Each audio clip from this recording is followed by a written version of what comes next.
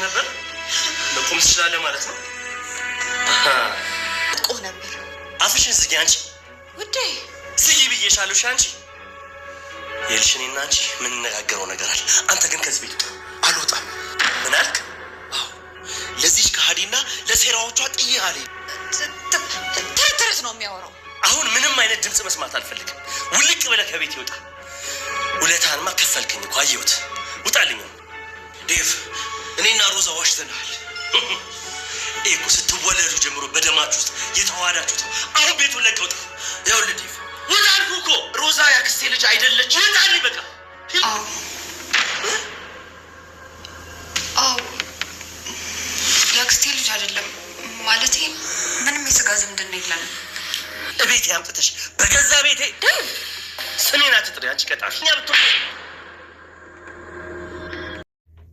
ዴቭ የሮዛ ማንነት ደረሰበት። ሁሉንም ነገር ከሮዛ ሁሉንም ሚስጥሯና ያስደረገችው ነገር ሁሉ ሰማባት። አሁን ላይ ሮዛ ለማምለጥ ብትሞክርም ነገር ግን ተሳስራና እንዴት ላምለጥ ብላ በውስጧ ጭንቀት ውስጥ ትገባለች። ሰላም ውድና የተከበራችሁ የቻናሌ ቤተሰቦች እንኳን በደህና መጣችሁ። ቻናሉን ሰብስክራይብ በማድረግ ሼር፣ ላይክ እያደረጋችሁ አበረታቱኝ። ዛሬ ላይ ሮዛ በጣም ከፍታና በጣም ከሌላው ጊዜ ብሶባት ይገኛል። ባንቴሮ ላይ የምታደርገውንም የክፋት ጥግ በጣም እያበዛችውና ነገር ግን ባንቴሮም አሁን ላይ እሱም ሮዛን ለመበቀል አንድ ብሎ ተነስቷል። ሮዛ በህይወቷ አንድ ቀን እንኳን ለጥሩ የሆነ ነገር ለመስራት ያልታደለችው አሁን ላይ ባንቴሮ እንዳልተሻለውና ከህመሙ እንዳልዳነ ማስመሰሉንም ቀጥሎ ነበር። ነገር ግን በሮዛ አሁን ላይ በምትፈልጋቸውና እሱ አድርጊልኝ በሚላትን ነገር ባልተሰማሙበት ሰዓት ለሮዛም ለመግደል ብዙ ጊዜ ጥረት ያደርግባታል። ሮዛም አንተ አሁን ላይ ይህንን ነገር ምንም አይገባህም ስትለው አሁን ላይ ለባንቴሮ መኖር እንደማይገባው ካለችው በኋላ በንዴትና በስሜት ውስጥ ተነሳስቶ ሊገላት ሞክሯል። ሮዛንም አደጋ ሊያደርስባት በነበረበት ሰዓት አሁን ላይ ዴቭም ደርሶና ሊያድናት ችሏል። ዴቭም ወደ ሮዛ የመጣበት አመጣጡ ከሉሊት እናት የሰማውንም ወሬ በራሱ ተበሳጭቶና እንዴት አንድ ምንም የማታውቅ ልጅ ላይ ጩኸቴን እንዲህ ከፍ አደረኩባት ብሎ ነበረ።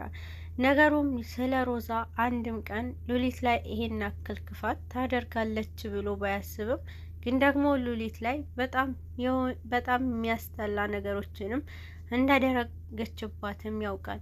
አሁን ላይ ሮዛ የሉሊት እናትም ይሄ ሁሉ ክህደት እንዳደረገችበት ከነገረችው በኋላ ዴቭም በመበሳጨት ሮዛም ላይ በጣም ለመጮህ ነበረ አካሄዱ። ነገሩ ግን እንዳሰበው አልነበረም። ምክንያቱም አሁን ላይ ባንቴሮ ከሮዛ ጋር በጣም ከባድ ጸብ ውስጥ ገብተው ሮዛንም ለመግደል በሞከረበት ሰዓት ነበረ የእነሱን ጩኸት በጣም ራሱን እስከሚያመው ድረስ ግን ደግሞ ያየውንም ነገር በጣም የተገረመው እንዴት ባንቴሮ እኔን ይሸውደኛል አልቆምምና መራመድም አልቻልኩም ብሎ እንዴት እንዲህ ዋጋ እየከፈልኩለት እንዴት እንዲህ ሊሆን ይችላል ብሎ ነበረ። ግን ደግሞ በጣም ደንግጦ የነበረበት ባንቴሮ ከሮዛ ጋር የደረሰበት ጊዜ እንዴት ብዬ ነው አይኑን የማየው? እንዴት ብዬ ነው እሱ ለእኔ ህይወት እየታገለልኝ እኔ ደግሞ ሚስቱን ለመግደል ስሞክር እንዴት ይሰማው ይሆን የሚለውን ነበረ ያስጨነቀው። ባንቴሮ መቆሙ እንኳን ለራሱም ግራ ገብቶትና ዴቭንም ባየው ሰዓት ነገሩንም ለማስረዳት ቢሞክርም ግን ደግሞ ዴቭ በጣም ተበሳጭቶና ይበልጥ ሮዛን አንቆ ስለያዛት ሳይሆን የተበሳጨበት ምክንያት እንዴት ቆሞ ይህንን ውሸት ይዋሸኛል የሚለውን ነበረ። ባንቴሮ ሁሉንም ነገር ለማስረዳት ቢሞክርም ግን ደግሞ ዴቭም ለመስማትም ፍቃደኛ አልነበረም።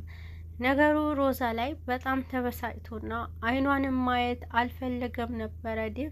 ግን ደግሞ ሮዛ ሁሉንም ነገር እሱ ስለደረሰላትና ስታመሰግነውም ነበረ። ነገሩ ግን እሷን ምንም ማውራት እንደማትችልና ዝም ብላ እንድትቀመጥ ያስጠነቅቃታል። አሁን ላይ ሮዛ በውሸቶቿ ላይ ውሸት ጨምራ ሁሉንም ነገር ለማስመሰል ትሞክራለች። አሁን ላይ በጣም ሰልችቶትና ድብብቆሽነት ይበቃኛል፣ ሁሉንም ሚስጥሮቼን ተናግሬ በቃ ይበቃኛል ብሎ ነበረ። ባንቴሮም ሁሉም ነገር ለዴቭ ለመናገር የወሰነው ነገር ግን ዴቭ ምንም እንኳን ለመስማት ባይፈልግም ባንቴሮ በተቻለው አቅም ስለ ሮዛና ስለሱ አንዳንድ ነገሮችም ለመናገር ችሏል። ግን ደግሞ ዴቭ በፊት ለፊቱ ሲያየው ባንቴሮን በጣም ብስጭት ስላለ እንዲወጣለት ነበረ ያደረገው። ግን ደግሞ ሮዛ አሁን ላይ በጣም ተበሳጭታ ይበልጥ እንዴት እኔን ላይ አላገዘኝም፣ እንዴት ይሄን አክል እሱ ለመግደል ሲሞክር ሊገለኝ የነበረውን ብላ በጣም እሱ ላይ ስትጮህበት ነበረ። ነገሩ ግን በጣም የሚያበሳጨው ዴቭ አሁን ላይ በንዴት ወደ እሷ የሄደበት ነገር ሉሊት ላይ እንዴት እንደዛ አይነት ነገር ታደርጋለች ብሎ ነበረ። ነገር ግን ሉሊት ላይ ላደረገችው ነገር እንኳን ሳይጠይቃት ሮዛ ላይ እና ባንቴሮ ላይ ያለውንም ያስቆማቸዋል። አሁን ላይ ዴቭ በጣም በብስጭትና ሮዛንም ላለማየት ብዙ ጥረት ያደርጋል። ነገር ግን ውሸቶቿንም በጣም እንዳንገሸገሸውና እንዴት ብላ ይህ ሁሉ ውሸት እንደዋሸችው ብዙ ጥያቄዎችም ሲጠይቃት ነበረ። ነገሩ ግን ሮዛም በጣም ዴቭም በጠየቃት ጥያቄዎች መሀል ውሸቶቿንም ቀጥላ ስትመልስለት ነበረ።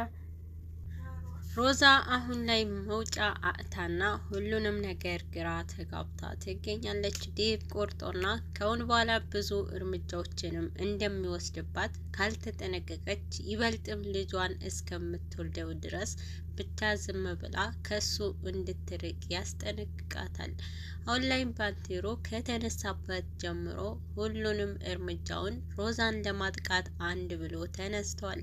ባንቴሮ የሚፈልገውም ነገር ከአሁን በኋላ ዴቭንም ለመጉዳት ሳይሆን ዴቭንም ሁሉንም ነገር ላደረገለትና ለስካሁኑ ለእንክብካቤው ደስ የሚልና ከዚህ ከክፉ ህይወት አወጣዋለሁ ብሎ እርምጃ ጀምሯል። ሮዛ የምትፈልገውንም ነገር ብዙ ነገር ለማስተባበል ብትሞክርም አሁን ላይ ባንቴሮ በጣም ቆርጦባትና ከዛ ቤት እውነተኛነቱንም እንደሚነግረው ለዴቭ ይነግራታል።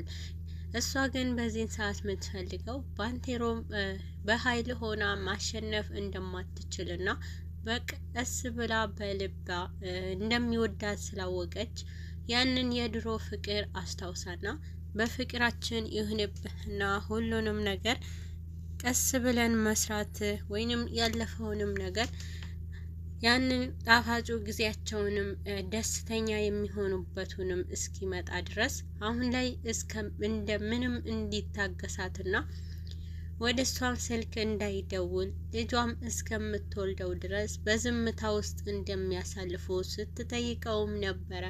ግን ደግሞ ባንቴሮ መቼም ቢሆን ያ ነገር እንደማያደርግና ካሁን በኋላ ብቻዋንም እንደማይተዋት ብቻዋን የሚተዋት ወይንም ህይወቷ ሲያበቃላት እንደሆነም ያስጠነቅቃታል።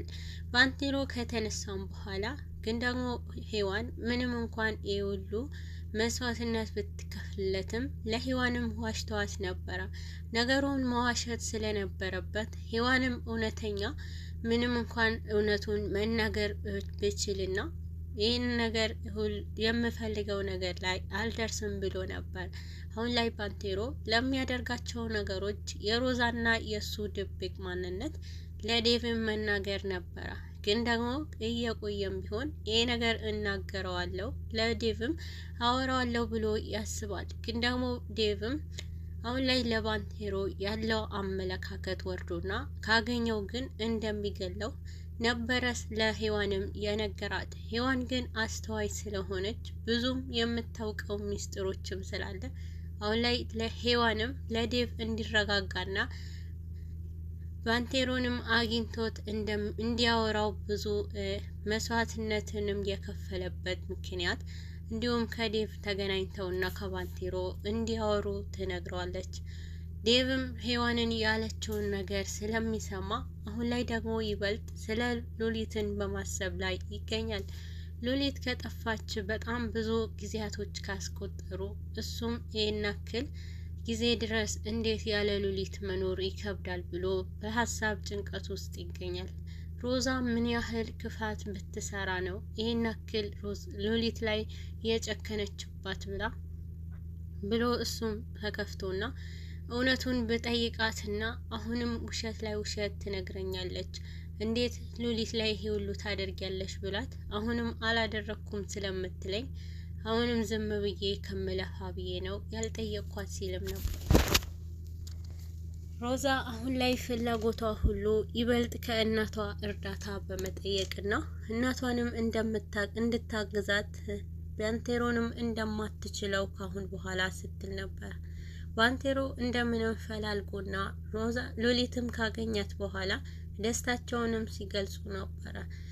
የባንቴሮ ፍላጎት ሉሊትንም ፈልጎ ካገኘ በኋላ ከዴቭ ጋር ማገናኘት ስለነበረ የዴቭ ደስታውንም ካሁን በኋላ አመጣለታለሁ፣ እንዲሁም ከውሸታም ሮዛ ጋር ያለውንም የድብብቆሽ ህይወትንም እውነቱን እንዲያውቅ አድርጋለሁ ብሎ ይወስናል። አሁን ላይ ሉሊትም ከዴቭ ጋር እንድትገናኝ ካመቻቸላት በኋላ ሉሊትም ዴቭን ለማግኘት ባላሰበችው ወቅት